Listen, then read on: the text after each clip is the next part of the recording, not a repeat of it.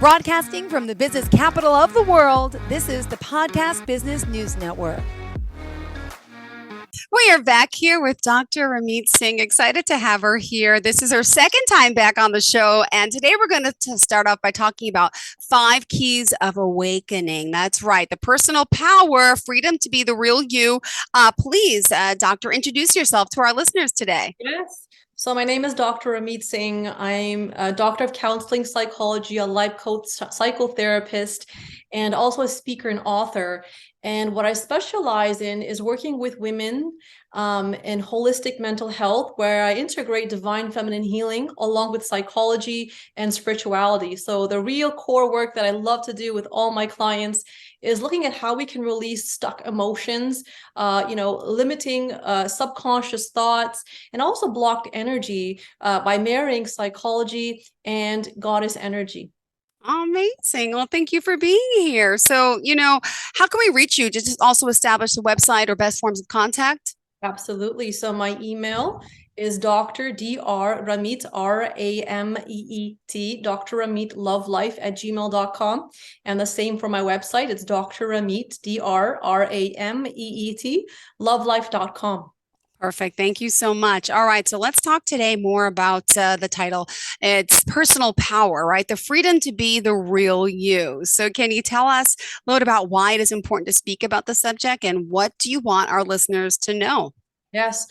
So many of us struggle with power in various degrees and in different parts of our life. And this shows up with coworkers, with our work, relationship with our family members, loved ones. And so, doing the work that I've been doing for over 12 years with my clients, this theme kept coming back again and again and again where people felt powerless in some part of their life. And the impacts of powerlessness is what really, I would say, causes a lot of suffering for us. And that would be something such as tolerating toxic behaviors from other people, to the point where you start to feel that your sense of safety and security is being corroded away. Consistently trying to please others and have them approve of you to the point that you start to get out of touch with your own self and who you are. And lastly, the impact of powerlessness is having dreams and aspirations, but feeling so afraid to do them because of the fear of failure, the self-doubts, the cascade of negative thoughts that come up in our subconscious mind when we're trying to pursue the things that are good for us. And so then we freeze and we don't move forward in our life and we feel stuck. So there's so many, impacts of powerlessness. And, powerlessness and self-doubts is often a narrative that runs in the background for many people. And so, I say that powerlessness is when the lack of belief in yourself is louder than the belief in yourself. And power, true power, is when the belief in yourself is louder than the lack of belief in yourself. And so we're always kind of juggling between these two worlds of mistrust, which comes from the survival mechanism, the trauma of our generations, and also this voice of personal love and personal power. Wow. And you mentioned toxic behavior. Just want to ask you the tolerance of toxic behavior. Could you give us some examples? I find a lot of people in my life, friends and family, Yes. their views, their opinions could be a little toxic. How are we supposed to handle that? What are we supposed to do? Because, it's hard to just separate that and say they're toxic, but you love them. So, can you just give me an example of a toxic behavior? That's wonderful. Toxic behaviors can actually be really subtle, and we might be doing them to other people as well. And so toxic behaviors can be something very grand, like, emotional and verbal abuse. But the common toxic behaviors I find is very subtle. And that happens when somebody believes that you are the source of their well-being, their validation, and their worth. And we may feel that somebody else is the source of our validation, our well-being, and our worth. And so what happens is there's a lack of appropriate boundaries between me and the other person and yourself. And then there's expectations that the other person will put on you without recognizing where you really are. And so when there's expectations and there's and projections upon you from the other person, because they are clouded by their own needs versus looking at, hey, where are you really? Where are you at with yourself? Then we feel like we are not being respected for our time, and we feel like we are not being understood for our needs. And so toxic behaviors can be something such as, I've just had a really tough week with the children, for example, and I'm going over to my sister or my mom's house, and they're asking me to do all these things. And generally I would say yes, but because I've had such a rough week, say with a child being sick, I can't give that. And so when they're disappointed in you not being able to give that, and you explain to them, hey, I just had a very sick child, I'm sorry, and there's a fight. So toxic behaviors at sometimes are not toxic. They're like, okay, yeah, I do this from my mom and from my sister, but at other times they can be toxic. So there's such a subtlety around, the toxic behaviors and tolerance of that. Wow. Thank you for sharing that. All right. So also, sorry to go off course, but it's important. So we're talking fear of taking action, pleasing others and accommodating, right? And then we're going to talk a little bit about power as well. Yes, absolutely. So I want to tell you a bit about how do you define power? Because today's talk is all about personal power. And from the work that I've done on myself, really going into my own psyche and my own healing and my own places of powerlessness where I really felt like I can't do more, I can't achieve more, and feeling really discouraged, and almost times feeling a little helpless in life and hopeless, like, what's my purpose here? So, there's two definitions and two dimensions to power, Jill. And the first dimension is the ability to have clarity and discernment for what direction, what situation would serve your integrity, your value system, and your soul alignment. Okay, so that's the one dimension of power. Mm-hmm. And the second dimension of power is being able to have the awareness of what actions and the execution of personal will, i.e., letting my fire out, do I need to do to then fulfill what my clarity and my discernment says is the right thing to do? Mm-hmm. Now, I want to give you an example here because I love examples. We could have the second dimension, no problem. I can execute my will. I can work like a workhorse. I can do everything for everybody. And I'm executing my will in my actions towards doing this. But the first part might be missing, which is discernment and awareness, which is this going to really help me? Is this going to really help the world? Is this going to be really aligned with me? So many of us might be operating on the second dimension of power, which comes from people pleasing. They're telling me what to do and I'm doing it again and again. My partner is saying, hey, do this. And I don't really want to, but I have my execution of power and will to do it. And then what ends up happening is instead of gaining power, we experience powerlessness because the first dimension is missing. So whenever we're executing action in a will and our fire to act, we have to have the first dimension, which is discernment. Is this supporting another person's ego needs? Is this supporting my true self? And why am I doing this? And when we can ask that question, then we can execute our action and our intentions with the direction that actually serves us the most. Ah, I like that. Ooh, this is powerful stuff, sweetheart. I'm so excited we're here with you today. I'm learning. I hope our listeners and viewers are learning and really following along with this. Is great conversation because all this stuff with power, right, defines you and people. My gosh, there's so many challenges with this, the ego power, but there's so much more. Where do we go next? There's so many notes. I want to make sure we're covering everything for you. Absolutely. I think we're on question 3. Yeah. What do you believe are your other challenges that people have with power? Because we see a lot of people, you say, under stress, a lot of stress and anxiety, especially since COVID and the pandemic, right? And feeling like they need to control parts of their lives. That includes work, relationships, guilty, yes. Many are tackling a peace of mind, lacking, I should say, a peace of mind, what does that have to do with power? Yeah, great question. So why do people have challenges with power and why are we in a stressed and overwhelmed society? So the reason why we have problems with power is because we're operating from a dimension called ego power or false power. And this can be a very tricky dimension because it feels so real. It feels like we are operating power. But I want to clarify that effort is not the definition of power. Excessive mental activity is not true power. excessive exertion and trying to control the environment and perfectionism is not true power. But we believe on the subconscious level in some way that if I'm working harder, I must be executing my power. I must be in my power. So, ego power comes from the need to control the environment. And it looks like excessive effort, overactivity, preoccupation with the goal or the subject matter or the relationship, whatever we're working on, a lack of boundaries and detachment from me and that goal, that thing that I'm pursuing. And as a result, when we're in ego power, our life becomes imbalanced.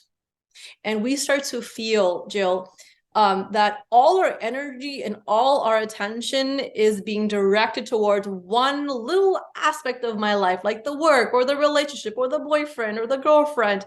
And then everything else about my life, my spirituality, my socialization, my pleasure, my play, my health, my adventure, my creativity takes the back burner, right? And so in ego power, it's like this ruthless energy that just wants to push so hard, but it starts to disregard the feminine, the yin, which is the part of the self that where there's emotions, there's pleasure, there's creativity, there's fulfillment. And so when the yin energy, the feminine part of all us, and men have this too, is beginning to be neglected because there's too much yang, too much power for control, then we start to feel the emotions of burnout, lack of satisfaction, unhappiness. So many of us are operating from false power, ego power, because we believe that that's how we will succeed. But there's a whole dimension of power, which we're going to talk about in a moment, a whole other realm of power where it's not about exertion, it's about receiving. And that's the true power. Ah, interesting. And what about lack of boundaries? That's a good one because just yeah, I feel like it's hard for people to put up boundaries to help create that personal space when it can insult someone. That's a very good point. So, a lack of boundaries is when we are in a unhealthy relationship between the thing in front of us. And we're in relationship with everything, driving, work, people, food, everything is a relationship. So when we're in a lack of boundaries, we are concerned about the judgment or opinions of other people to the point where we start to give up what we needed to be intact and integrity with ourselves and centered with ourselves. Now, you said the point that people will be disappointed. Absolutely, they'll be disappointed. But that's where we must learn how to communicate effectively, effective communication. People are disappointed, and oftentimes we're afraid to be vulnerable. It goes hand in hand. Now, of course, there are people that will be disappointed even when you're vulnerable. And in that situation, if they're your friends, we have to ask the question, well, do I want to be around somebody that is not able to hold the space for vulnerability and authentic sharing? And sometimes we have family members and coworkers and we can't get away from them.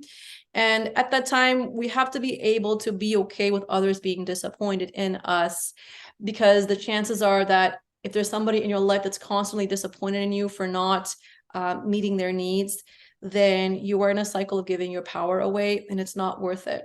It's not worth it. And I promise you that, and I've seen this in my life with coworkers, that as you begin to step into your power and create boundaries, they will actually respect you. They will actually know, okay, Well, this is the ones that don't, then what's the issue with that? Because not everyone will. Absolutely. Well, I have found actually that it's really interesting. I have found in my life that the ones that don't start to, because the way you're treating yourself is how you're informing the field around you, the energy field around you, of how you command to be treated. And when others don't respect that, either they're insecure or they wish that they had the boundaries that you did, right? Yeah. So then you can see them with compassion, and you don't take it personally. And you have the freedom to say, who do I want to associate with, and what's the space that I want to create? Wow. Oh my goodness, you're right. You're right. Let's continue. Where are we now? So we're talking here about the false power and energy, but what about freeing ourselves from false power in a sense? And how can we really step into our true personal power? Yeah, great question. So, in order to free ourselves from this false power, I want to talk about stepping into true power has to do with being able to recognize your interconnection with the whole and being able to recognize how the source of power is constantly operating in your life. See, back in the day, the ancient times, people remembered the interconnection that they had with all of nature. They remembered that that the forces of the great power are not just operating in nature and in the cosmos, but also within us. So there was a relationship we had with our ancestors and with the land and with our higher self. But what has happened over the years is we have kind of forgotten our interconnection with the whole.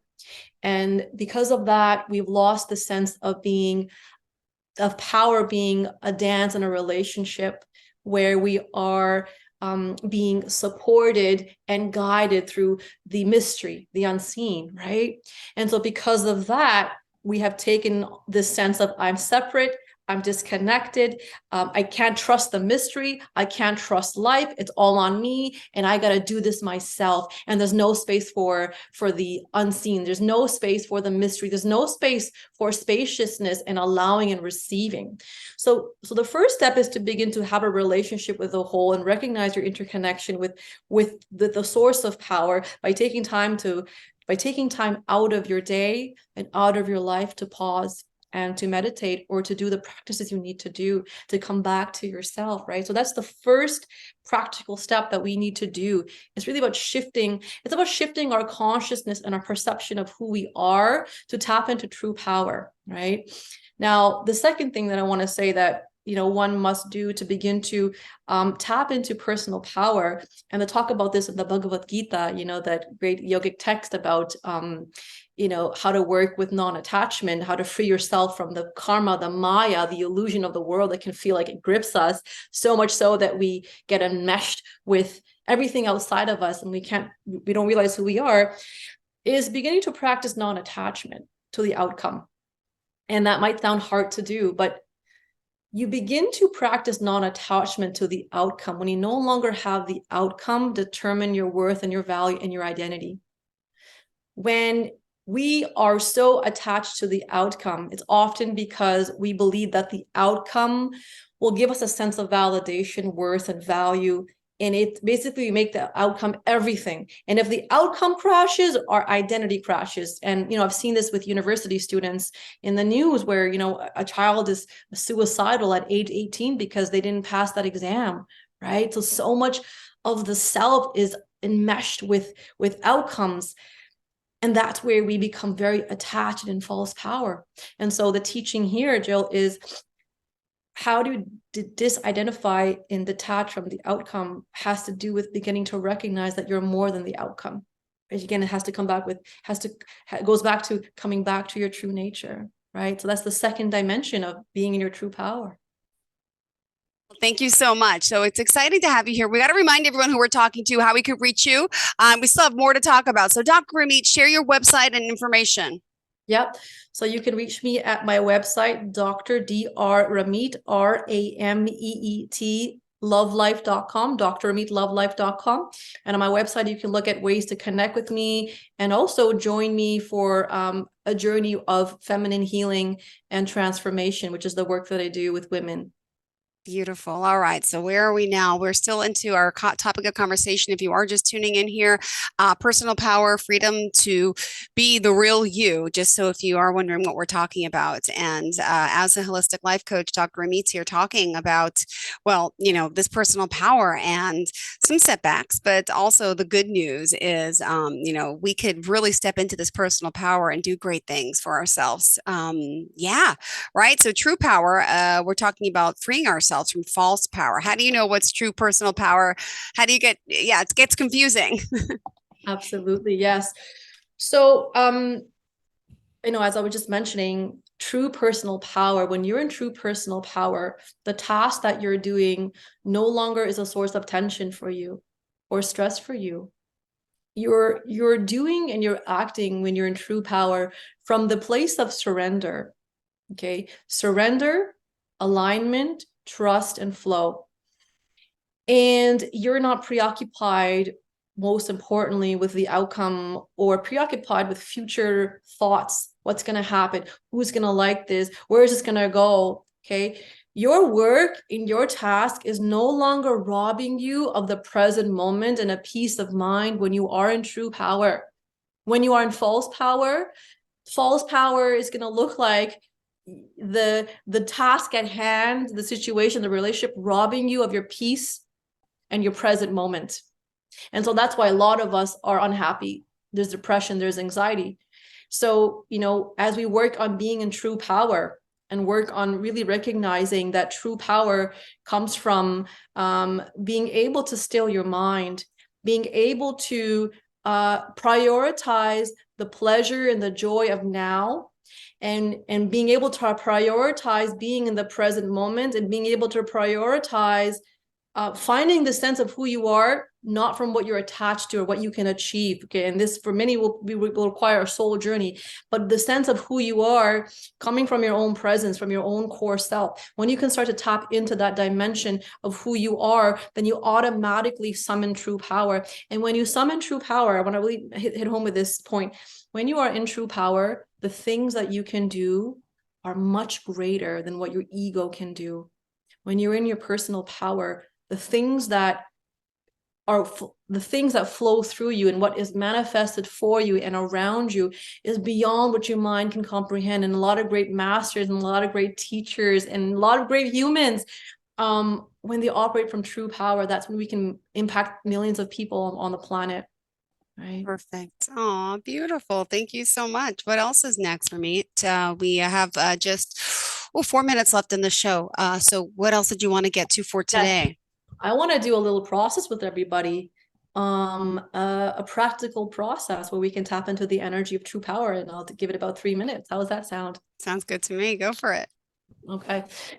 So I'm going to have you all just place your hand over the solar plexus right above the belly button. This is called the Manipur chakra, the solar plexus chakra. And in the ancient yogic wisdom teaching, the solar plexus chakra is the place of power connected to the energy and the element of the sun. The color is gold and yellow. And as you place your hand there, I'm going to have you take a deep breath in. I'm going to have you visualize now that right above the top of your head is a brilliant sphere of golden light, like the bright sun hovering right above the top of your head. As you breathe in, you're breathing in a stream of golden light, a light ray pouring through the center of your body. As you exhale, feel that light ray falling right into the solar plexus, right above the belly button. Continue to do that for 3 more rounds. Breathing in, I feel the golden stream of light pouring through the center of my body. Breathing out, I feel this golden light strengthening the solar plexus, strengthening my personal power. Now you're going to visualize that brilliant ball of light is now resting right into your solar plexus. So now inside of you, internally, is that sun shining its light rays. Now you're just going to hear the sound of my voice, and you're going to hear these affirmations that I'm going to be saying to you. And as I say these affirmations, I want you to take them into your body, take them into your cells. I have permission to be powerful. I have permission to be powerful. See, a lot of times we are actually afraid to be powerful because we believe, what if we hurt others? What if we are too powerful? It's false. When you're in your power, you are actually capable of giving more love. When you are in your power, you're actually able to create greater change and have peace of mind. The second affirmation: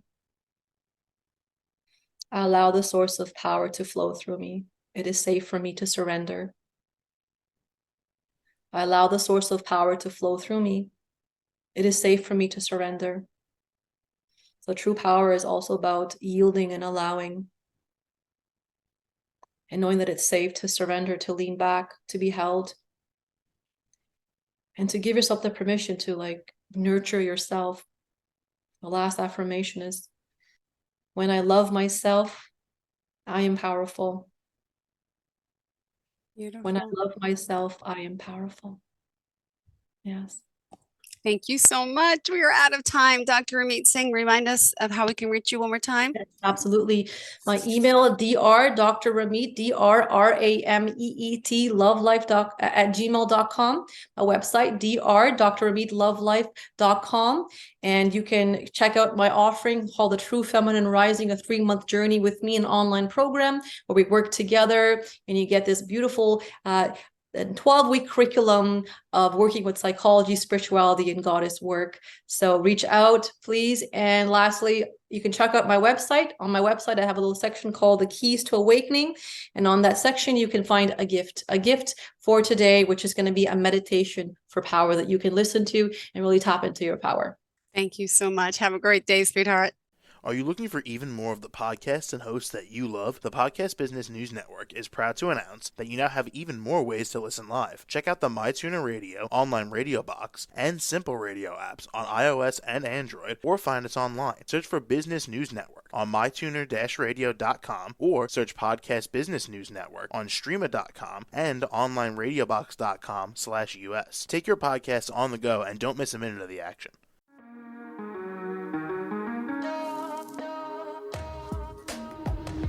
Broadcasting from the business capital of the world, this is the Podcast Business News Network. For nearly 2,000 severely injured veterans, everyday life has become filled with barriers. Day-to-day simple tasks can become pretty daunting. I have to carry my chair up 2 flights of steps or have somebody do it for me. What scares me the most is just the falling. When I'm struggling with my house, I think, to have that one great barrier just knocked down, it's crucial. Home for Our Troops is a wonderful nonprofit that builds a Mortgage-free, fully adaptive, handicap-accessible house. And there's no catch. It'll be our very first home that we've ever owned. This is a game changer. This is where your life begins again. We need you to join us in completing this important mission. Please visit hfotusa.org and help build homes and rebuild lives. Because of you, everything's going to be okay.